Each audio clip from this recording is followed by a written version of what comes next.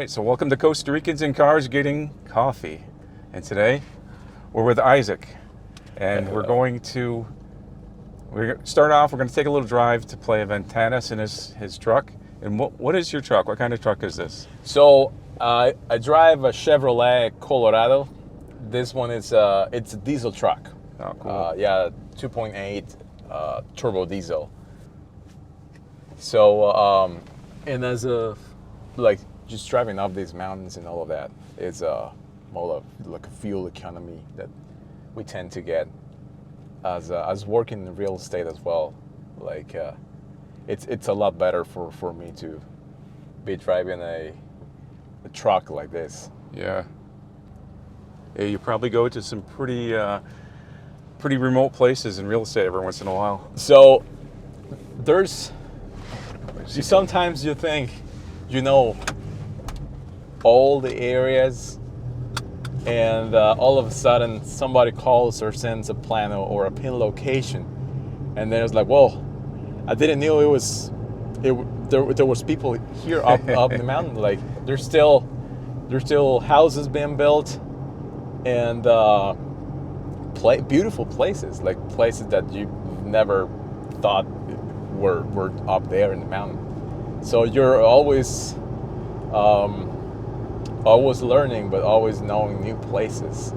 But I've been in some places that I sometimes think that I won't get through some, I don't know, sometimes landslides or some other stuff. Yeah, typical Costa Rica. Yeah, like if it's like rainy season, I was driving. I put my four-wheel drive on, and the car, instead of moving, it was moving to the side. I was like, well, I don't know if I'm gonna get out of here, but it's part of the adventure. Yeah. And how long have you always lived in Ojochal? Am I saying that right? I mispronounced that. Yeah, Ojochal, perfect. So I've actually lived in Ojochal. It's been like a year, I think. I've moved to Vita, let's say 7 years ago, and Ojochal this past year I've been living here. It's a bit more calm, like calmer area than the Vita. It's not that the Vita it's like super crowded or anything like that, but it's just a bit chill. Chill. Uvita during tourist season, like by the BCR bank, that intersection, that can get a little crowded. Oh yeah. Or when Envision comes to town, it gets a little exactly. little hectic. And now they put the lights signal there in the middle. It's a bit better, but still it gets kind of rough during the higher season. So, I moved 8 years ago from San Isidro. It's a town up in the like an hour and a half from here, where I grew up there, and I moved here to open a gym. In the past, I had it for 5 years, and then just switch jobs. That's where I met you. What was the? So it was sort of a boxing functional training gym, and I had that gym for 5 years, but during the time I knew it was time to move forward into something else. So I got into real estate, and I've been working into real estate for 3 years. Still doing some private classes. There were some people that they still wanted to have some personal training, but I don't do it as much as real estate now.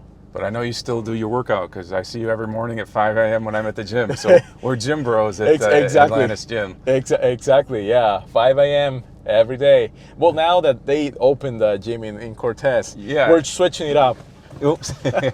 I saw the video of your wife in Cortez. Exactly. So we're sort of switching into both gyms. So like 3 days and 2 days, or vice versa. I'd like to check that gym out. It looks pretty nice. Oh They got yeah, a lot of- yeah. lot of- Everything's new, so we are just trying to switch things up. But yeah, like I always been loving to work out and being always healthy. That's the first thing you gotta. Another thing too, like being an early riser in Costa Rica is such a good thing because it's mornings in Costa Rica are beautiful. I mean, yeah. are you generally a morning person in general? So- or do you have to make yourself get up? I've actually got into waking up early since I was a little boy. So I remember when going to school, I just woke up at 5 a.m. and Yeah. probably watch TV a little bit and then just start my morning. But like, yeah, like always liked to being woke up and beat the sun. Yeah. And- In Costa Rica, definitely. And yeah, like both. Actually, in this area specifically where we live, seeing the sunrise is just beautiful. Yeah. It's just the sounds of the morning with the monkeys and Oh yeah.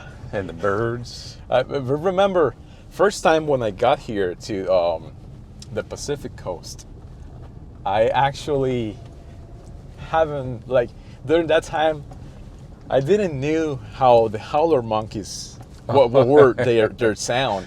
So remember the first time I heard them, I was like, what is that? Like, is that a dinosaur or something? It's like, it's super loud. Like, and here, like, sometimes you hear them like far away, but they live just right up in your house in those trees. Yeah, that was a weird thing moving to Costa Rica and having monkeys just right in your backyard. It was pretty cool. Exactly. And then sometimes when it starts to rain, you can hear them kind of complaining. It's like Yeah. Yeah, those and the white-faced monkeys. Yeah, the capuchins. Those are hilarious. Like there are some like places like Manuel Antonio. You have to be careful because they steal your stuff. Like you have a camera or glasses or something. You have to be careful with them. And there's an iguana as we're pulling in here. It's like only Costa Rica kind of things. Exactly. So I'm going to shoot a video of the iguana as we go by. But I mean, the iguanas are pretty normal thing to be seeing here in Costa Rica. It's kind of like seeing a squirrel, basically, in the States. But we're here at Playa Ventanas, and it is low tide. We hit it just about right, didn't we? Oh yeah, perfect timing. And it's cool, like we were talking about it before. Sometimes Playa Ventanas can be just totally crowded with people, and other times, like today, it's just there's nobody here and you have it to yourself. Exactly. And I always tell people, and what people told me before I came here, make sure when you park, you're not parked under a coconut tree, where a coconut might fall on your vehicle. Exactly. And remember, when you park, don't have a tree or a palm tree behind you, because sometimes you don't see it. Then you use when you're going out, then you can crash into a tree or something. Yeah, that's me. I mean, I did that exact thing, but I always say, well, that the coconut tree ran out in front of me when I was backing up. But yeah, I got a big dent or big crack in the back of my car from that. Oh yeah. So yeah, that's good advice. It's because that happens, exactly. So you may have noticed there's a little device on here, and what do we call that? Truck. So yeah, we call it snorkel, like the thing you put when you go into the ocean to get snorkeling. So it's something that you will see common in the area because we're actually passing the rainy season. So during rainy season, we get like a lot of inches of rain, and sometimes it's just aesthetic, like. We like it as it does look cool. As a good look for the car. It looks hardcore. Exactly, but has been, or even if it's rainy or dry season. During dry season, you'll get a better like air, like the air intake, it's better for the car, not Oh. getting into the engine. Look, when it's a lot of like super dusty and all of that. And during rainy season, if you have to cross over a river or something, it's like overflowed or something, it will help as well, not getting any water into your engine as well. Yeah, so Costa Ricans in cars is a different idea here because sometimes you have to go through things. They used to say, there used to be a saying in the United States, they would, like a public service thing, turn around, don't drown. But in Costa Rica, you don't have a choice a lot of times. You just have to keep going. It's like Exactly, there used to be and get through the whatever is in front of you. Yeah, there's no turning around sometimes because the rain comes so fast. Exactly, yeah. All right, let's head out to the beach. We've got our little bit of coffee. I'll take the coffee. It's a beautiful bird. I think that's good. And that bird is called The bird's called Pavone. Pavone. Yeah, it's like a sort of a turkey, but a tree turkey. a tree turkey. Yeah. Here at Playa Ventanas. Not a lot of people, but a lot of different kinds of wildlife running around here. That's cool. I got you a mug, and I think that's supposed to be a Danta on there. Yeah. Did you see the Danta, Danta. they had at the airport down in down near Serpe? There was a Danta running in the airport down there. Oh, I saw a video. Yeah, I Yeah. remember exactly. Yeah, sometimes you see the Danta with her little baby just crossing some rivers down in Corcovado. Yeah. There's a tourist guide or somebody that works there that he makes videos and he captures. He knows where and when. Thank you. He knows where and when to find the Dantas. Thank you. He knows where to find the Dantas and well, all sort of type of animals like pumas and there you go. Got a few hormigas here, but that's life in Costa Rica. That's life in Costa Rica. So what a cool thing to live here and to have spent your life in such a beautiful country.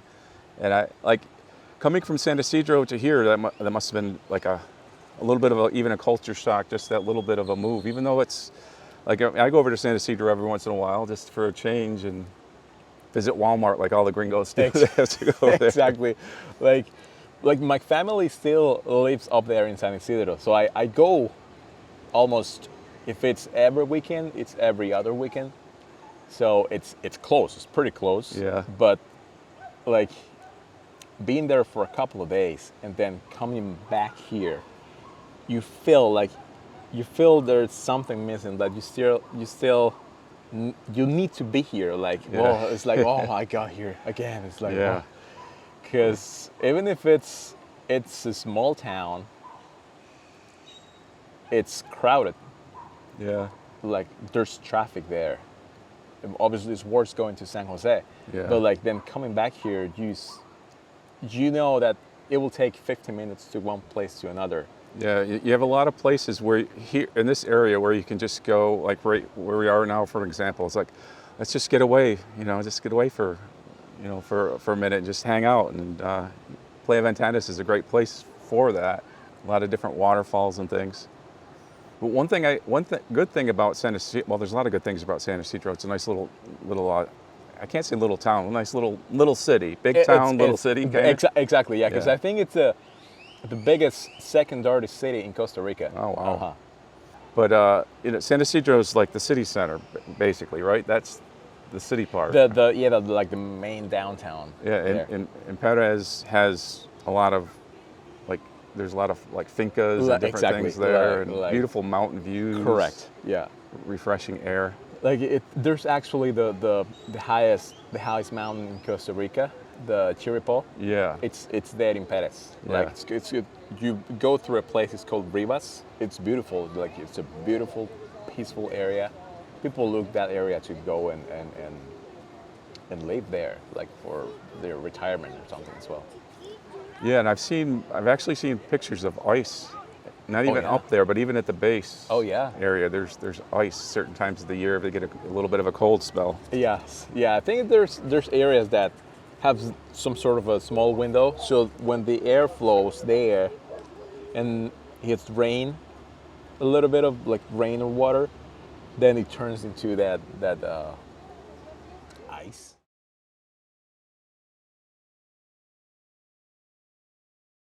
So look, I got my list of questions here, so I'll get into that. And so one thing I wanted to ask you, I asked this to a lot of people that live here, because I know I've lived here for 4 years, and the changes I've seen in 4 years have been pretty dramatic, to me anyways. But like in the time that you've lived in this area, has there been a lot of changes? I mean, a lot of it's, there's still the beauty and everything here, it's still great, but has there been a lot of changes to this area? What I've seen is that the area has been trying to grow over the years, but still maintaining the beauty and all the, obviously not destroying the forest. Yeah. As it's one of the best resources that we have here. Yeah. That's what makes this area great, like having of all this biodiversity here. Yeah. So it's been growing. The like businesses have been coming, people that they want to come here and retire, like as working in real estate. In the past, you'll see a lot of people just coming to just retire and just spend the rest of their lives here. But now we're getting a bit more of a people in the mid-age, like 30s, 40s. Yeah. They come with their kids, so they are looking for schools, like digital nomads that they come and they are still working, but they love the area. Yeah. So that brings obviously a lot of value to the area, and people that want to, like, let's say it this way, they want to put their money here in the area. So that takes the area to a better, like, growing stage, let's say. Yeah, and it seems like this area is a bit of a melting pot of different cultures and different things. There's people moving from Europe. I know in Ojochal there seems to be a lot of people from Canada. I don't know if it's just my. No, there's actually a community there. You'll see some signs there in French, like from people. French Canadian. Exactly, from people that they come from Canada, but they're specifically just talk French. They speak that language, so they get together like sort of a community, like they know each other. It's a bit more of a community in Ojochal that I've seen the difference, like coming from Vita, even if it's just 15 minutes of distance, you'll see the difference of more of a community in Ojochal. People know each other, and Vita still you have a community, but there's a bit more touristy, let's say. Yeah, and more seasonal exactly things going on there. Another question I always ask bilingual people, because being bilingual is like, it's like a superpower. So why are you so good at English? Did you start when you were very young? Let's say that I've always liked the language. And since I was a little kid, even learning songs in English, like, because I'm a musician as well, so I've always liked music, love music. So like learning songs like from 90s, 80s, like sort of like rock or hard rock bands or heavy metal, all of that. So I like always liked the language, so I've always been trying to learn it. But then when I grew up, then I started obviously getting to like university and all of that. So I started a course about just like learning the language, learning English, and got a bit better. But when I got here, then you're exposed to the language. Yeah. So then for sure. By ear, you'll get a lot of stuff that you didn't know, and you started to get better at obviously at speaking and at hearing and learning a lot of stuff. So being in real estate, I've got a real estate question here. And Okay. also, if you're looking for a real estate agent, I'm going to put put Isaac's information down below in the description, and I'll flash it on the screen here. So if a buyer's looking for real estate in this area, like what are they looking for? What we see the most is people or either come and have an investment and they want to put that money into Costa Rica. It can be a house. Mostly it's a house or what we call in the flats, that it's just close to the beach, within 5 minutes walking to the beach, walking distance. Or having an ocean view home. You'll be still close to the beach, about 10-15 minutes. But they can either come here for a couple of months, spend their vacation time here, and then the rest of the year they just rent it, so they don't have an income of that. Or the other part is just people that want to come and live their lives here. So we have seen more people looking for properties that are close to amenities. So it'll be the ones that are in the flats, walking distance to the beach, but you still have like grocery stores within 5 minutes in car. Schools, as I was talking previously, like they come with their kids, so they need to be close to schools and have their kids into their schools as well. When past COVID, builders and people that had their just lots and properties, they started to see that there were people coming and looking properties or homes in the flats, so they started building more. How does the rainy season functionally affect the way you live and the way you do business here? People with businesses also call that green season the low season. Yeah. Because of sometimes, right now it's a bit crazy because we're supposed to be in that green season or rainy season, and some days it's not raining at all. Oh yeah. And we used to have the most beautiful sunny day. Yeah.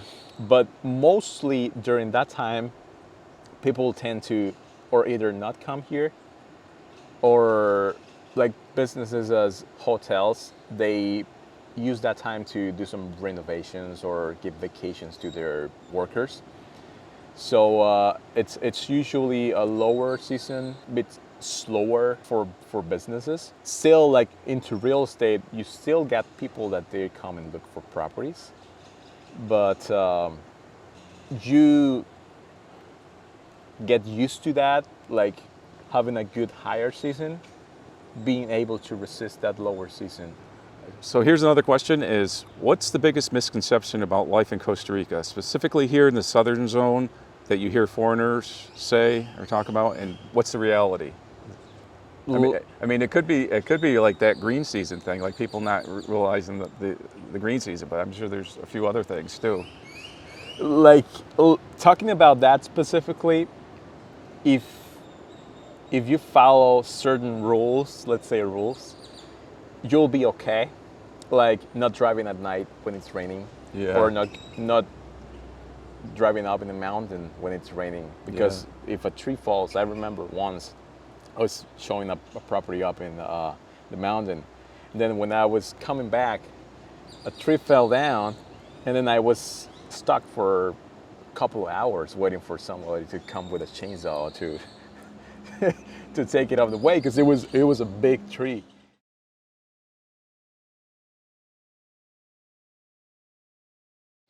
That's a good part. Like we say, well, if we need something, we either go to San Isidro or we have to go up to San Jose. But on the other hand, it's good because, like me, if I see something that I like, or if I go, I don't know, into a mall and I see a store or shirts or something, I like to buy. So not having that close to me, it's click, good. click. So I'm not spending as much money. Exactly. Yeah. But like if you need something, you'll plan a trip once or every 2 months, once a month or every 2 months, to the city, and you get your stuff. Oh, yeah. you live. And you can go to, or if you take a trip to Panama, a couple hours away, you can get stuff cheap there. Oh, Like exactly. I go there for shampoo because shampoo's like I can get it at like $1 a bottle. Exactly. And sometimes they're this size. Like Yeah. Well, another thing I noticed too, but we're talking about possessions and things. I noticed that here in Costa Rica, if something breaks, you're going to find somebody to fix it. What I've noticed here is, like, for example, if your shoes, if like in the States, if you have shoes and they fall apart, you might just decide to throw them away. Here, you're more likely to find somebody that can fix things. It seems that there's a lot less waste in that way. because of the humidity here, there's some stuff that people bring from the States that they won't work here. Like bring in some like leather stuff and some, Yeah. like you'll almost never will find a time to use it, and they'll get moldy as well. Yeah. So they're like bringing less stuff would be good as well. Yeah. Having less stuff. Yeah, to just yeah, and it takes a while for you to realize what's important. Like when you're here, you're like, well, I brought this. I didn't really need that, but I kind of wish I had this or that. It's a if you're moving from the States, it's a different lifestyle, and I mean for me it's really different because coming from upstate New York, it's a different climate, so I'm getting used to that. Like if you're coming from Florida, you have the climate. It's very similar in some ways, to Florida. Because if you're from Florida, you're used to geckos and things like that. For me, geckos are like, I got this big lizard in my room here. What is this? It took a while to get used to, but now it's now it's part of everyday Now life. you see them every day. Yeah, and they eat all of the insects, so it's good to have them as well. So the next thing I like to do is what I'm going to call Cinco Preguntas, and what I'm going to try to do this. My Spanish is very bad, but I'm going to try to ask the questions in Spanish, and Isaac will answer in English. So see if you can understand my what I'm saying. It's work. So ¿cuál es tu comida favorita? Okay. So I think this is a bit American, but my favorite food is hamburger. Hamburger. I like beef. So Yeah. like having a good piece of beef patty on the hamburger, it's the best for me. I love burgers. Lots of protein there too. Exactly. Okay, number 2. Ducha caliente or ducha fría? Okay. Let's say both of them. Sometimes you need a cold shower to start your day. Yeah, exactly. And sometimes at night you need a bit of a warmer shower to sleep. See, just relax a little bit. Exactly. Okay, ¿cuál es el carro ideal para Costa Rica? So depending on where you're living, let's talk about this area. You'll for sure need a four-wheel drive car. But the most reliable cars here in Costa Rica, it's because you can find parts easily, and you can find them everywhere. You'll hear a lot of people say Toyota are the best reliable cars here in Costa Rica. So let's say Toyotas, and you see more are Hyundais as well. Yeah, and cars are not cheap here, so when you get a car, you take really good care of it. You take care of it. Okay, number 4. ¿A dónde te gusta ir cuando tienes tiempo libre? So I love going up to, it's called San Gerardo de Dota. That's up the mountain, and it's cold. I think sometimes it gets to 0 degrees. Wow. So we love going there for a weekend. Okay, here's the big one. Here's the big question. ¿Qué significa Pura Vida para ti? We use it for everything. Para ti. But I can say about the Pura Vida that it's the essence of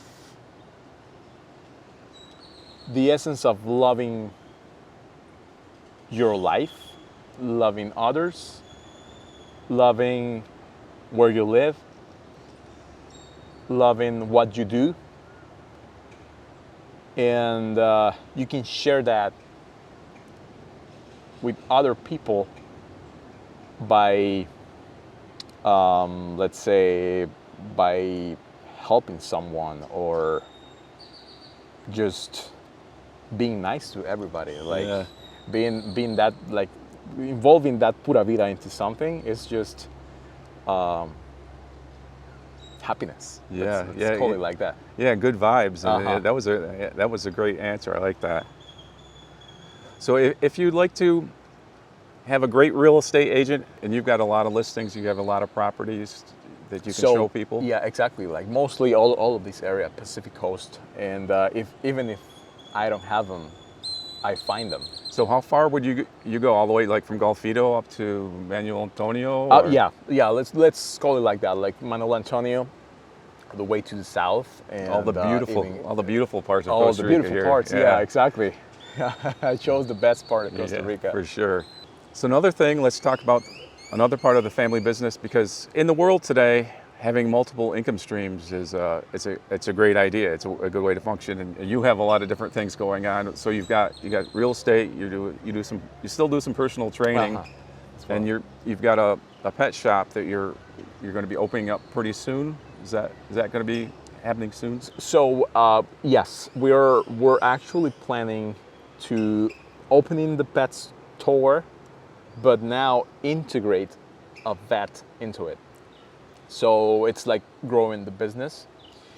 We wanted to give that option to the people in the area and having a closer option for them, as well as the pharmacy with the vet and the pet supplies, all the pet store stuff. And so your wife runs the pharmacy right there too. She's a doctor, right? Exactly, yeah.